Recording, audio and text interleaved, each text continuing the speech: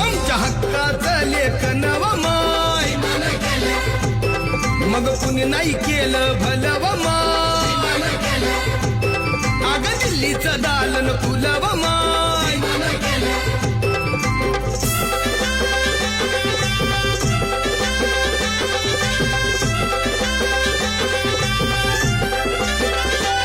तुमच्या पोरानं शाळेत शिकावं आशाला जारीला मुकावं